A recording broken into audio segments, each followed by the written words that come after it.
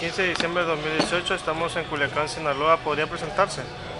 Como no, mi nombre es, para servirles, Luis Antonio García Sepúlveda y soy cronista independiente de Culiacán, o mejor dicho, de Sinaloa. ¿Dónde y cuándo nació? Yo nací en Monterrey, Nuevo León, hace ya eh, más de 67 años, el 20 de julio de 1951. ¿Sus padres a qué se dedicaban? Mi padre se dedicó, él tenía un negocio de bar, era cantinero, por así decirlo. Mi abuelo también lo fue, aunque mi abuelo fue una persona muy versátil. Mi abuelo Antonio G. García fue agricultor, fue peluquero, tuvo tienda, tuvo mesón, tuvo cantina. Era un hombre que le gustaba mucho la poesía, de hecho él escribía poesía y le gustaba mucho la literatura. Murió muy joven, de 43 años. Mi padre se dedicaba al bar, él tenía un bar en Monterrey, un bar muy famoso en los años 60 y 70, que se llamó Moderno Bar. Ahí conocí pues los artistas y las estrellas de aquella época, ¿no? Por ejemplo, Paco Malgesto, Mauricio Garcés, y una gran cantidad de actores y de cantantes. Ahí iban a cantar al negocio de mi padre, a la cantina de mi padre, y en forma gratuita, porque iban a echar la bohemia, ¿no? La palomilla, iban con la palomilla. Gente como Marco Antonio Muñiz, Los Tres Haces, Pepe Jara, Leonorildo Ochoa, y muchos artistas más. ¿La primaria dónde la estudió? En Monterrey. ¿Cómo era la educación entonces?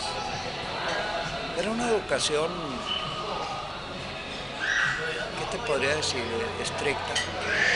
Tenías que portarte bien, tenías que vestirte bien, tenías que tener el pelo corto, limpia las manos, las uñas. Las maestras y los maestros eran, pues, eran afectuosos, pero al mismo tiempo eran rígidos, eran severos. Y tenía uno que estudiar. ¿Se acuerda de algún maestro de la primaria?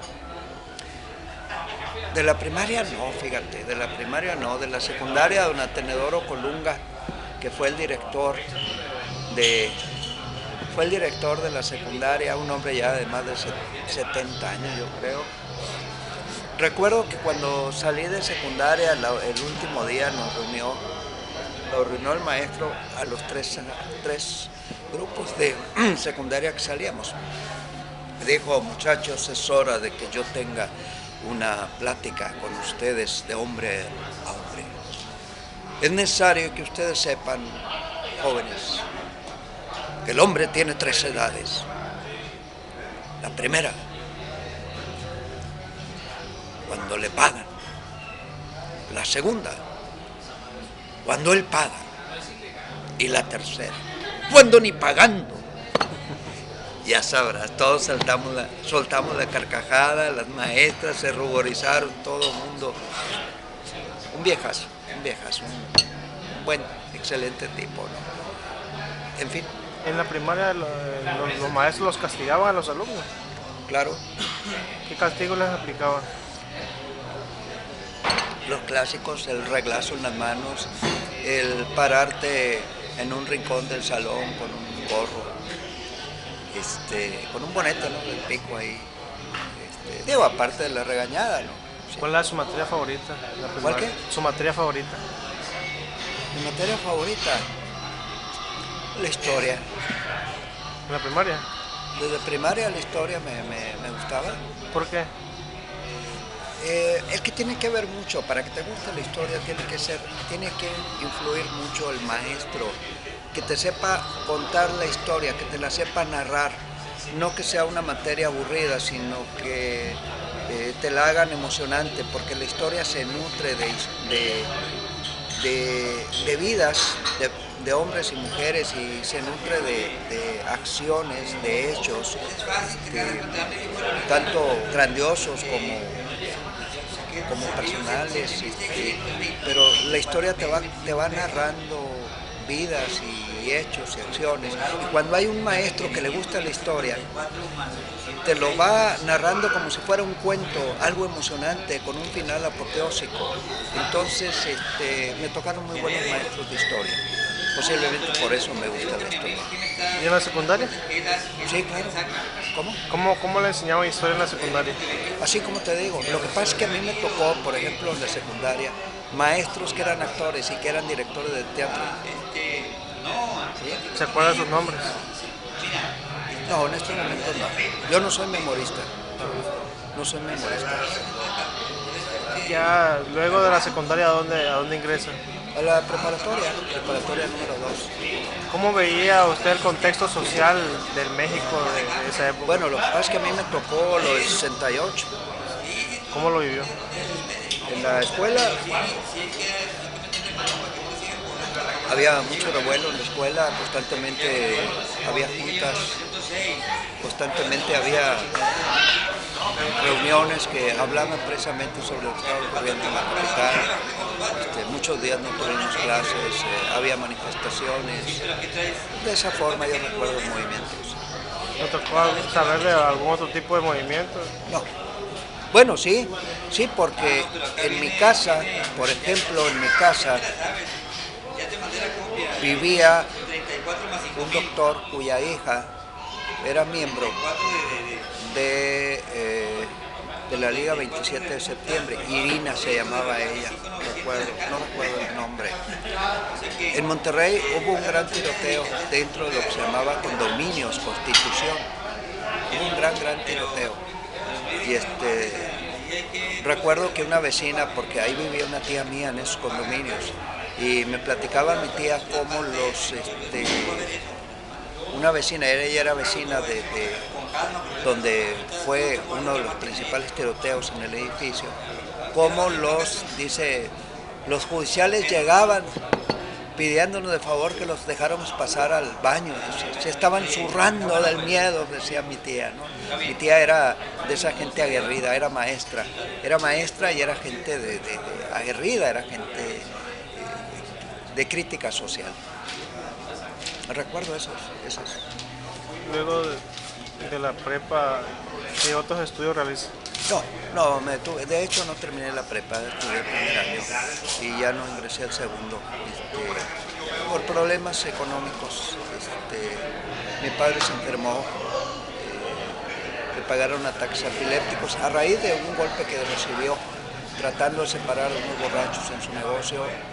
Otra persona por detrás, por la espalda, lo golpeó y en el cerebro con una botella de cerveza, y eso le causó derrames cerebrales que le provocaban epilepsia, ataques epilépticos. Finalmente se curó 3-4 años, duró tomando medicina que le estaban disolviendo los coágulos que tenía en el cerebro, y finalmente ya se recuperó de eso. Pero fue una etapa muy dura para él, fue una etapa muy dura para la familia, perdimos el negocio, en fin, ya tuve que salir a trabajar yo. Volviendo a su infancia, adolescencia, ¿qué literatura leía? Yo era un ratón de biblioteca. Me encantaba leer. Bueno, mi padre tenía un librero amplio, tenía lecturas. Recuerdo sobre todo, lo primero que empecé a leer fue selecciones del Reader Digest. Selecciones fueron de mis primeras lecturas, pero también tenía enciclopedias, tenía libros para niños. Cuando salía de secundaria, por ejemplo, yo me iba a la biblioteca a leer la Ilíada y la Odisea, pues los libros de aquel entonces, las aventuras libros de Mark Twain, ¿no? Sí. Se me escapan ahorita a la memoria, pero la Ilíada y la Odisea era algo que me encantaba. De adolescente leía el Quijote, me encantó y lo leí en español antiguo. De ahí nace mi afición también. Yo te puedo leer libros de 1700, no batallo para poder, ahora sé que se llama paleografiar, traducir al español moderno, al español antiguo. Para mí no batallo para leer el español antiguo. ¿Realizó estudios de historia? No, fíjate que el encuentro con la historia nace cuando yo en 1970, perdón, 1000, deja recordar cuando regresé. Llegué por primera vez a Culiacán en 1978 en una visita que le hice a mi padre. Mi padre puso un negocio en sociedad con un amigo de él en Mazatlán, caldos de pollo Zenón, así se llamaba el negocio. Posteriormente mi padre se vino, tuvo problemas ahí con su socio. Bueno, más bien el socio fue el que tuvo problemas, cuestiones de negocios, jamás perdieron la amistad ni nada. Jorge Fish, en paz descanse.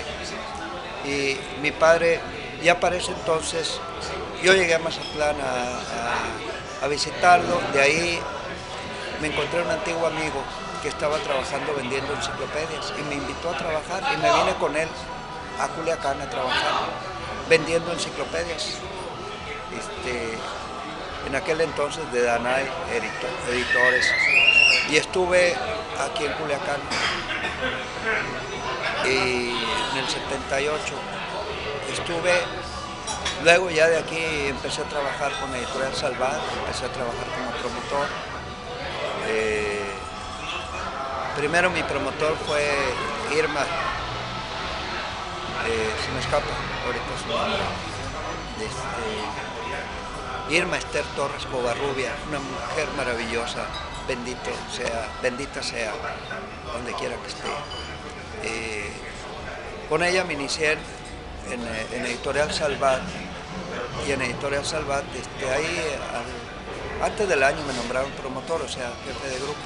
Y como promotor ya me quedé en Salvat varios años, y de hecho como promotor fue como abandoné Culiacán, me fui a Los Mochis, viví un año en Los Mochis ahí, luego de Los Mochis a La Paz. En La Paz viví otro año, preciosos días, fueron maravillosos días. Luego de ahí a Ciudad Obregón, que fueron alrededor de 5 meses, los más tristes de mi vida en Obregón, porque era una ciudad muy diferente a Culiacán, una ciudad que a las 6 de la tarde se quedaba vacía.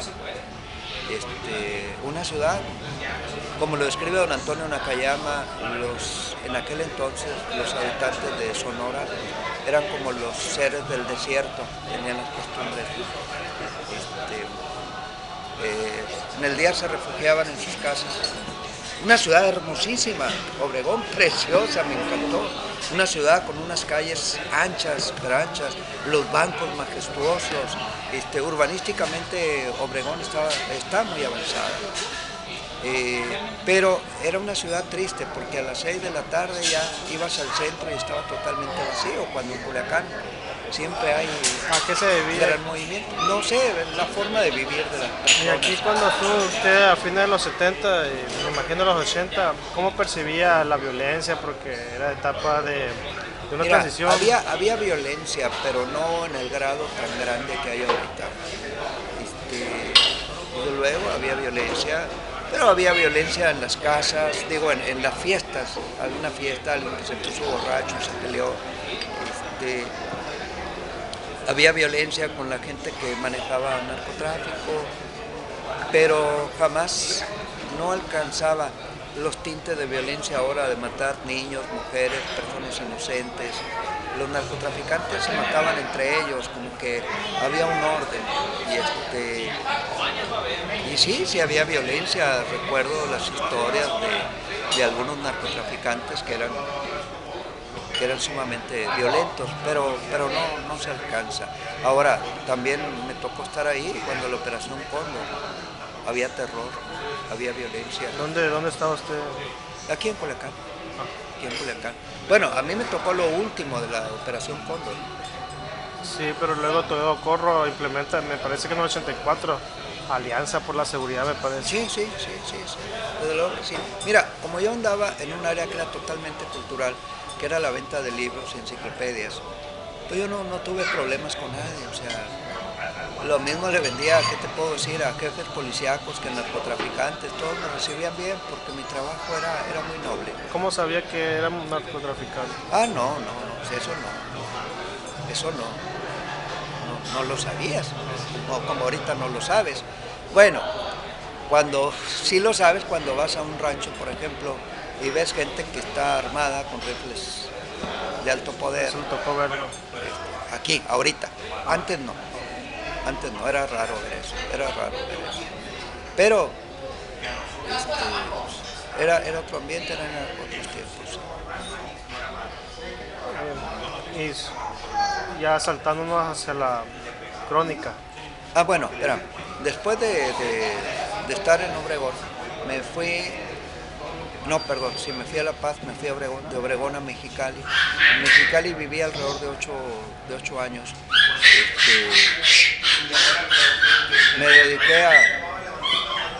Me dediqué a vender enciclopedias. Me dediqué a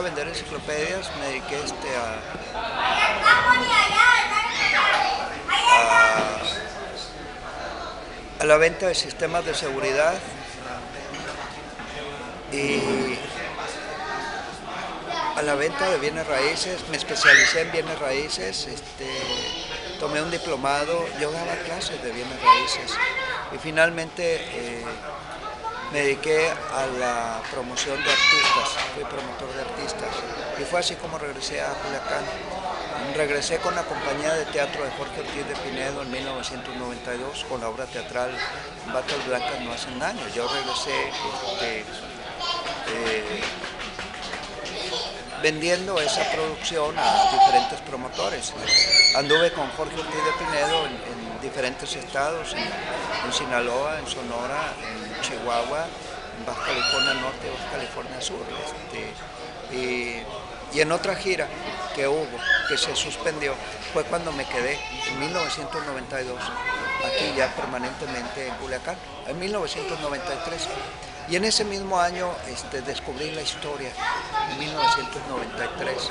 ¿Cómo la descubrí? En una ocasión, estaba yo trabajando en bienes raíces, como conferencista.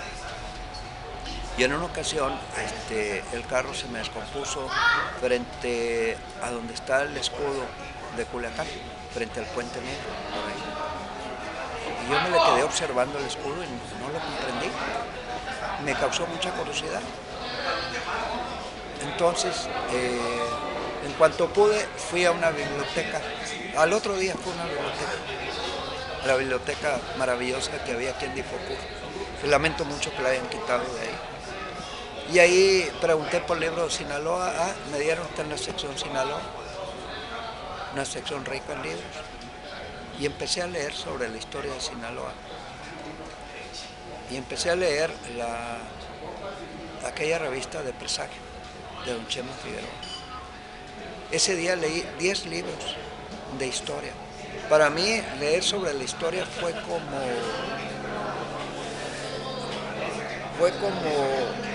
estar durante días en un desierto, padeciendo mucha sed. Y cuando empecé a leer los libros de historia, sentí como tomar agua, sentí como tomar vida, y me encantaron.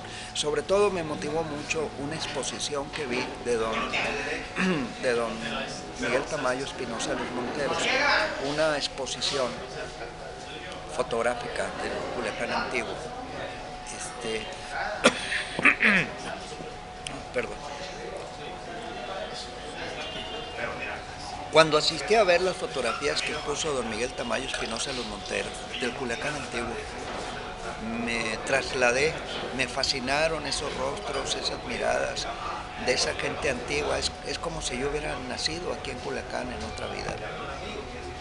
Te aclaro que mi primer contacto con Sinaloa fue a través de mi abuela. Mi abuela, cuando yo tenía 10, 11 años de edad, me platicó que un miembro de su familia, un tío abuelo de ella, había ido a España a comprar un título de marqués. Y fue un hombre muy rico, muy famoso. Y me dijo que que él nació en un lugar muy lejano que se llamaba Sinaloa. Sí, el tío abuelo de mi abuela. Él se fue a España y regresó siendo marqués. Recuerdo entre las muchas cosas que me contaba mi abuela. Aquí ya leyendo sobre la historia de Sinaloa, ya me enteré quién era ese tío abuelo de mi abuela. ¿Es el marqués de Pando? No, estamos hablando del pillastre, porque era un pillastre ese hombre. Se me escapa ahorita en estos momentos. Les repito, lo mío no es memorizar las cosas. Será que siempre estoy haciendo 5 o 6 libros al mismo tiempo, estoy haciendo revistas, estoy pensando en obras teatrales, traigo muchas cosas en la cabeza. Una exposición que tengo que hacer dentro de muy poco, una exposición fotográfica. Él se apellida Carmona. Fue un traidor para México cuando la invasión francesa. Él vino con los franceses, Carmona, para invadir Culiacán cuando Rosales en la batalla. De hecho, él salió huyendo. Él salió huyendo con rumbo a Culiacán y se fue a Mazatlán. El marqués se me escapa ahorita el nombre, te lo debo eso, ¿no? Es un hombre muy conocido dentro de la historia. Tiene una biografía, la escribió don Héctor Arreolea, la biografía de él, después la leí yo. Él tenía muy mala suerte.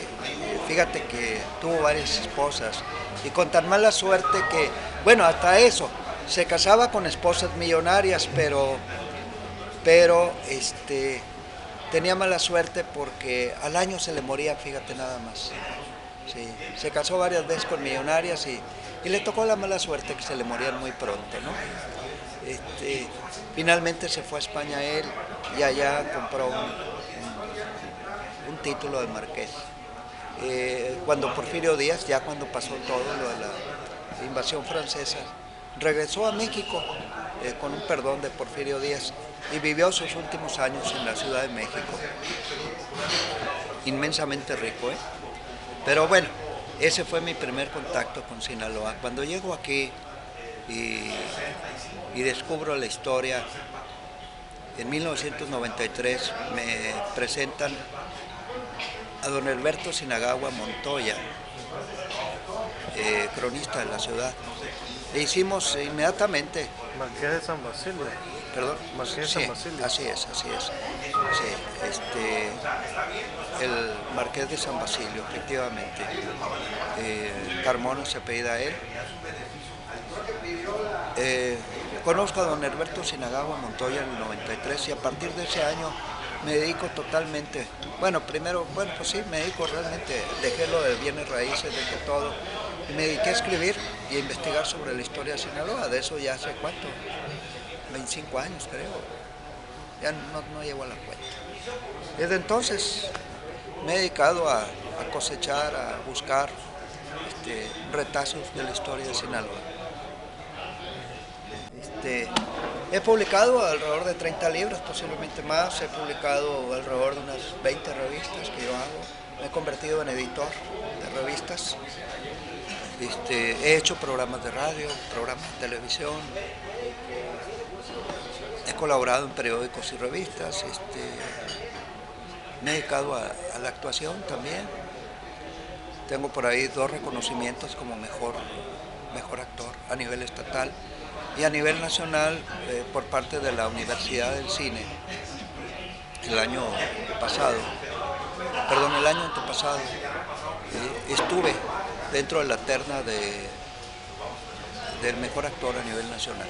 Pues yo tenía conocimiento de que ha escrito sobre Luisa Padilla, sobre Malverde, también ha promocionado la visita al Panteón San Juan. Como que encuentro al menos ahí en la temática sobre el concepto esto de la muerte, del imaginario popular en torno a la muerte. Esa impresión que tengo, pero ¿por qué le han interesado esos temas, esas temáticas? No sé, desde niño, mira, la tradición de los panteones, del Día de Muertos, en mi familia era muy importante. Mi abuela me llevaba de niño cada 2 de noviembre, me llevaba al panteón, ella iba. Era una tradición familiar. Ese día era un día de fiesta para mí como niño. Haz de cuenta que íbamos a un día de campo. Mi abuela preparaba sándwich o preparaba taquitos, preparaba comida, porque nos íbamos a pasar todo el día allá, hasta en la tarde. Siempre recuerdo que al llegar al Panteón Tepeyac de Monterrey, Nuevo León, que antes estaba a las afueras de la ciudad y que la última vez que fui hace unos pocos años ya está en el centro de la ciudad, ese panteón, es increíble. Pero mi abuela al llegar, lo primero que hacía era ir y comprar flores. Y al llegar a la puerta del panteón, desde la puerta empezaba a llorar mi abuelita, hasta llegar a la tumba. Recuerdo con emoción esos momentos y con cariño. Y me pasaba con ella y ya conocíamos a todas las personas, a los vecinos, a la gente, y era un convivio hermosísimo, muy bonito, un convivio familiar y de amistad. Y ahí comíamos. Entonces lo de los panteones era una tradición familiar que me heredó mi abuela y que para mí era un gusto eso. Entonces, de hecho ahí tengo fotos, las he publicado en internet, de cuando estuve en el 78 aquí en Culiacán. Ya visitaba yo los panteones y no era cronista. Y entonces me he dedicado a investigar el tema de los panteones en Sinaloa. Yo tengo fotografías de los principales panteones de Sinaloa. Tengo los libros que he hecho, por ejemplo, tengo un libro sobre la historia del Panteón de Badiraguato, tengo un libro sobre la historia, otro libro sobre la historia del Panteón Reforma, ese lo hice en coautoría con el doctor Juan Salvador Avilés Ochoa, gran amigo mío, gran persona. Bueno, él está aquí en Culiacán, pero él vive en Mocorito, tiene casa, tiene familiares en Mocorito, el Panteón Reforma. Ese es uno de los libros. Y tengo otro que lo publiqué bajo el formato, y esta es edición mía, ¿sí? Que es la historia del Panteón San Juan Nepomuceno. Es de mi autoría. Entonces, pero también estoy por terminar otro que tengo años terminándolo, la historia del Panteón Ángela Peralta de Mazatlán. Y tengo por ahí otra revista que espero terminar ya pronto, que es una entrevista que le hice al cronista oficial del Rosario, mi amigo Polo Hernández Gutiérrez,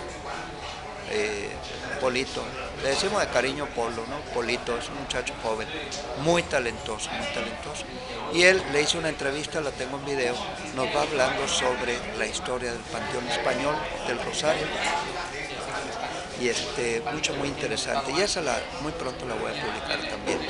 Entonces, he intervenido también, por ejemplo, como cronista. Espero hacer pronto otra revista, un libro sobre la historia del Panteón de Sinaloa de Leiva, y tengo pendiente también con el cronista del Fuerte la historia del Panteón de El Fuerte, por decirte algo, ¿no? Yo tengo fotografías de todos los panteones.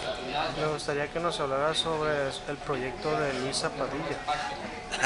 ¿Cómo fue la publicación, la reunión que hubo en la escuela? Me llamó mucho la atención. Fíjate que hace ya muchos años, mi amigo, el licenciado José Powers, me platicó, estoy hablando de hace unos 15 años yo creo, que él había ido a cobrar una deuda a un pueblo llamado Toma. Y es un pueblo chiquito donde viven, de acuerdo a lo que dice Google, viven alrededor de 40 familias. O sea, es un pueblo chiquito. Pero le llamó la construcción una iglesia que se ve antigua, pero estaba abandonada la iglesia. Y él le llamó mucho la atención y dijo, voy a preguntar a esta iglesia quién la hizo aquí. Pues es una iglesia bien hecha. No es muy grande, te voy a aclarar, pero sí es una iglesia. Y entonces llegó a la casa que estaba enfrente de la iglesia y preguntó quién había hecho la iglesia. Pásele, le dijo la señora, mire, y le mostró una fotografía de Luisa Padilla, una joven que murió de 20 y tantos años de edad, muy jovencita, y que ella, de su patrimonio, hizo la iglesia de Tom, y ya le contó la historia. Y él, licenciado José Powers, me la platica a mí. Y me dijo, a ver, ¿cuándo vamos? Sí, hombre, ¿cómo no? Pasaron 10 años. Y un día me habla y me dice, oiga, don Antonio, fíjese que ya está, y me presentó, bueno, me habló y nos quedamos de ver aquí en el café. Y me presentó él al ingeniero de apellido Naranjo, se me escapa ahorita su nombre, disculpen, que me disculpe el ingeniero, ¿no? Como te digo, soy de muy mala memoria. Entonces el ingeniero Naranjo, pues él se ofreció para llevarnos en una camioneta de la Comisión de Agua. Y sí, nos pusimos de acuerdo y fuimos un día para Tomo, el ingeniero Naranjo, licenciado Powers y tu servidor. Y llegamos a Tomo y empecé a tomar fotografías. Llegamos a la casa del pariente, porque eran parientes de Luisa Padilla, y los empecé a entrevistar. Y ya nos dijeron la historia y tomé fotografías de la fotografía de Luisa Padilla. Y con toda esa información finalmente publiqué una revista, una monografía, son monografías. Realmente lo que yo hago son monografías, no son revistas, porque una revista trae temas de todos. No, lo que yo hago son publicaciones monográficas. Bien, esto recordando a mi amigo Sergio Negrete, que me corrige constantemente con esa palabra. Bien, publiqué una monografía sobre Tomo, sobre la historia de Luisa Padilla, una joven que era hija del hacendado, dueño de vidas y haciendas, como luego dicen, el hombre más poderoso de Tomo. Ella era su hija. Él era viudo porque cuando nace Luisa Padilla muere la esposa de él. La niña crece y crece en contacto con el pueblo y se enamora del hijo de un peón. Desde niño se conocían, se enamora. Cuando se entera el hacendado de la relación que hay de su hija con el hijo del peón, manda a azotar al muchacho, a lo que Luisa Padilla, cuando se entera de esto, lo amenaza. Tú vuelves a tocar a mi novio y yo no te vuelvo a dirigir la palabra en todos los días de tu vida. Entonces lo que hace el hacendado es hablar con el gobernador de aquel entonces, Cañedo, Francisco Cañedo. Entonces mandan un piquete de soldados para hacer una leva que se acostumbraba en aquel entonces. La leva era enlistar al ejército en forma obligatoria a la gente. Entonces se llevan a ese muchacho y a otros más. Entonces Luisa Padilla, cuando cumple 18 años, su papá le entrega la herencia que le dejó su mamá. Y con esa herencia ella manda a hacer la iglesia de Tomo. Pero ella siempre estaba triste, iba mucho a la iglesia, se enfermó, muere, creo que a la edad de 24 años. Y la sepultan en un panteón que está a 500 metros. Yo fui al archivo histórico y conseguí el acta de función de ella. Murió de fiebre. Recuerda que en aquel entonces no se sabía de qué moría la gente. Posiblemente fue una fiebre tifoidea lo que la llevó a la tumba. Entonces, con todos estos datos, las fotografías que tenía y todo, publiqué esta monografía en el Instituto Municipal de Cultura. En aquel entonces estaba mi amigo, el doctor Juan Salvador Avilés Ochoa, como director del Instituto Municipal. Bueno, yo la publiqué, la monografía, que le llamamos Cuaderno de Difusión Cultural. Y un día me dicen, don Antonio, vamos a ir a Tomo a repartir revistas. Prepárese, ¿cuándo? El viernes. Ok. Fuimos el viernes, fuimos aquí a las 9 de la mañana, 8 de la mañana, estar allá a las 9:30. 9. Bueno, es que estaba 40 minutos, 45 minutos de Culiacán, está todo. El caso es que fuimos, nos acompañó un profesor. ¿Cuál no sería mi sorpresa al llegar a Tomo? Que en la escuela secundaria estaba reunido todo el pueblo. Y estaba lleno de alumnos y maestros, y había una mesa, y había un póster de la portada de la monografía. ¡Qué bárbaro! Y pues ya estaban las principales autoridades, el síndico, estaba el director escolar del área, estaba pues todos los maestros, la directora. Me aplaudieron cuando llegué y, oye, fue una gran sorpresa para mí. No me pidas tantos detalles. ¿Pero fue un fin de semana o entre semana? No, fue un viernes. Viernes. Creo que fue un ¿En la viernes. mañana o en la tarde? En la mañana. No, allá serían como las 9 de la mañana cuando llegamos allá. O a las 10, no sé, no recuerdo. El caso es que llego, me encuentro con todo eso y empiezan a hablar. Empiezan a hablar las autoridades, empieza a hablar, sigue la directora, relatando la historia de Luisa Padilla, que no la conocían ahí en el pueblo, fíjate, no sabían quién había construido esa iglesia, y a través de la monografía se enteraron. Y llevamos la revista y la repartimos ahí, y para mi sorpresa me dice la señorita directora, se me escapó ahorita su nombre, ojalá me disculpe, le tenemos una sorpresa a don Antonio. Y la sorpresa era que viene un coro de jóvenes y empiezan a cantar un corrido de Luisa Padilla basado en lo que yo les platiqué. Y fue un momento maravilloso. Y luego ya me pidieron que yo hablara y que explicara cómo fue que me enteré de la historia de Luisa Padilla. Y ya les platiqué todo eso. Y fue uno de los momentos más emocionantes y emotivos de mi carrera como cronista de Culiacán. Habrían personas que hayan dicho que eran sus familiares. Sí, claro, estaban ahí es que ahí viven los familiares, descendientes pues del papá de Luisa Padilla, ¿no? Sí, un sobrino de ella, su esposa, sí, había familiares de Luisa Padilla. Ahí organizamos una visita a la iglesia. Lo curioso, hay muchos detalles, hay muchos detallitos, ¿no? que sería largo enumerarlos, pero detallitos muy interesantes. Todo eso lo voy a publicar en una monografía reciente, una actualización de la monografía sobre Luisa Padilla y la iglesia de Tomo. Sí, nos puede platicar sobre la formación de los cronistas, de esta asociación de cronistas. Mira, aquí en Sinaloa diferenciamos entre cronistas e historiadores. ¿En qué sentido? Si buscamos en el diccionario la palabra cronista e historiador, nos dice que son sinónimos, pero no.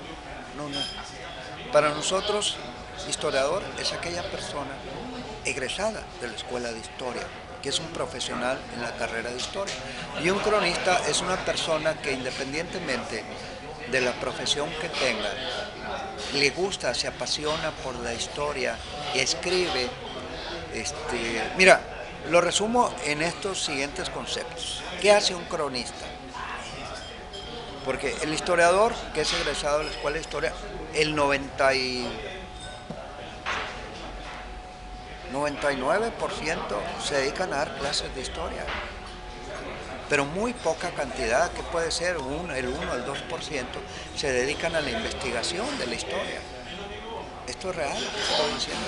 Normalmente publican lo que es la tesis, un libro más y ya. Pero normalmente, y esto no es una crítica, es una realidad. La mayoría de los egresados de la escuela de historia se dedican a dar clases de historia. Pero bueno, excelentemente, ¿no? Bueno, pero el cronista es una persona apasionada del tema.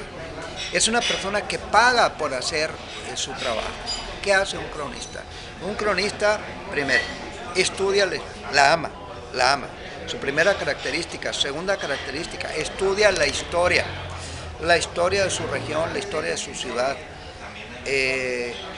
aparte de estudiarla, él hace investigaciones de campo, entrevista a personajes, toma fotografías de personajes, de paisajes, de documentos, pero aparte de eso, él escribe el resultado de sus investigaciones, pero aparte de escribir eso, de escribirlo, los publica, y esto es muy importante porque de nada sirve escribir, y yo conozco a algunos cronistas, compañeros, que escriben y que tienen por ahí un caudal de cosas bonitas que han hecho y que no las han publicado, ¿no?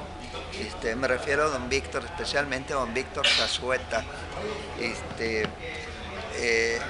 don Víctor Valenzuela Zazueta, que tiene como 5 o 6 libros preciosos de historia, es un excelente cronista, pero no se han publicado. En fin, esperamos que pronto lo dé a conocer él, es un excelente cronista. Bueno, les decía que aparte de investigar, escribe, o sea, ama la historia, investiga en el campo, entrevistando personajes, investiga en archivos, en bibliotecas, en dependencias oficiales,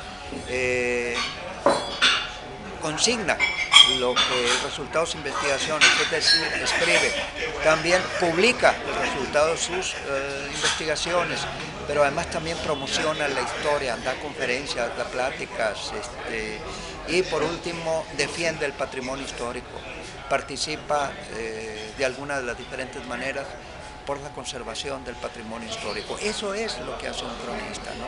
Y para hacerlo muchas veces ponemos de nuestro bolsillo, porque además la profesión de cronista o la carrera más bien la vocación de cronista, no te deja dinero, te quita, pero no solamente dinero, también problemas, por ejemplo, los que están casados con sus esposas, ¿no? Otra vez ya vas a un congreso con esos viejitos y a nosotros que queremos ir a Disneylandia, pero mujer, si fuimos hace 3 meses, no importa, queremos ir otra vez. Tiene problemas el cronista con su familia porque le dedica tiempo a la historia y a los cronistas. Entonces, el cronista es un enamorado de la historia. Esa es la característica principal del cronista. ¿Y cómo se funda esta asociación de cronistas? ¿Quiénes son los primeros? Ay, mijo, me hubieras dicho antes para tenerte preparados toda esa serie de respuestas. Yo tengo todos esos datos, pero no los almaceno en mi memoria. De hecho, yo tengo un diccionario de cronistas, historiadores y promotores de la historia de Sinaloa, y ahí vienen todos esos datos sobre la fundación de la Crónica de Sinaloa. La Crónica de Sinaloa es la asociación de cronistas del estado de Sinaloa.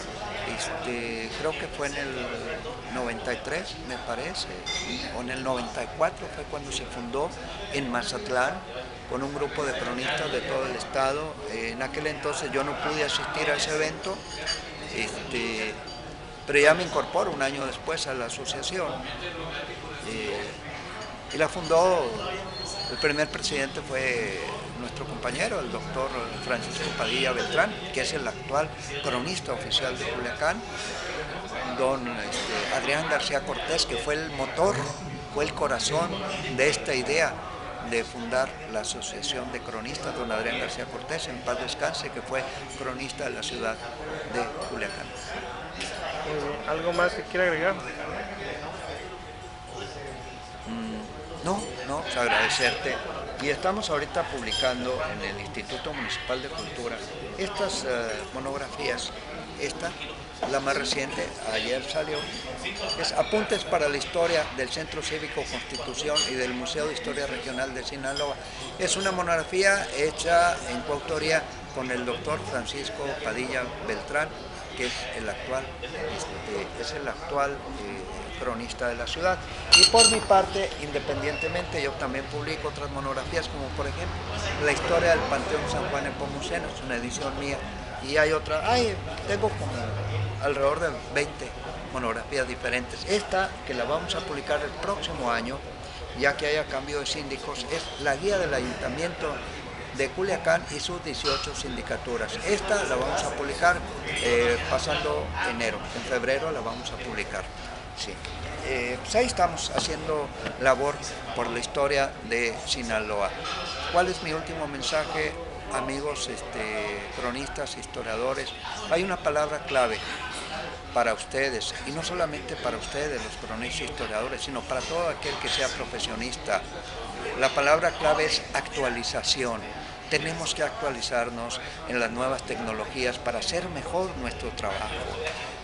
Como cronistas nosotros tenemos que, por ejemplo, en mi caso, yo utilizo el video, utilizo la fotografía digital, utilizo las revistas como medio de comunicación, a veces la televisión, el internet. Entonces tenemos que actualizarnos sobre todo en las herramientas digitales del hoy. Y todos, no solamente los cronistas e historiadores, todos los profesionistas, maestros, licenciados, todos. La palabra clave para el éxito es la actualización. Eso y el trabajo constante. Y te agradezco la oportunidad. ¿Cuál sería la metodología a seguir para enamorar a los muchachos, a los niños, para bueno, la historia? Es una muy buena pregunta. Tienes que pensar como cuentista, como novelista, como cuentista. Tienes que hacerles amena la historia, como lo hicieron mis maestros de niño y de adolescente. Esa es la clave, hacerles una historia emocionante, atractiva, no una historia aburrida, llena de datos, no la historia académica que hacen los historiadores para trabajos académicos. Tienen que dejar de un lado ese sistema de escribir solamente para historiadores o para expertos, que vienen siendo, ¿qué puede ser? El 1% de la población. No, tenemos que escribir para ese 99%. No importa que nos critiquen porque escribimos en forma coloquial, en forma amena, pero así, de esa manera, vamos a llegar al gran universo de lectores, que por cierto son muy pocos, ¿no? Y por eso te digo, tenemos que actualizarnos, utilizando el video, utilizando internet, utilizando las nuevas herramientas de la tecnología y presentar nuestra información en forma interesante y amena. ¿Y qué mensaje le dejaría a los niños, a los muchachos, sobre la historia? Mira, no solamente a los niños, a los muchachos, a los padres de familia. Mi mensaje es: no dejen de lado los libros. Es muy bonito los medios electrónicos, es muy bonito la cuestión audiovisual, pero el leer un libro te desarrolla partes del cerebro, porque la lectura es una acción que no es pasiva. Es una acción en la cual estás pensando, estás utilizando la imaginación, estás desarrollando tu cerebro, tu imaginación, tu concentración, cosa que no haces cuando ves un video, ni tampoco cuando copias y pegas trabajos. La lectura te hace utilizar tu cerebro, te hace desarrollarlo. Entonces, no caigas en cantos de sirenas cuando quieras basar tu educación totalmente en los medios audiovisuales. Lee. Y se lo digo a niños, adolescentes, adultos y ancianos. Hay que leer para que nuestro cerebro esté activo. Muchas gracias, maestro. Gracias a ti.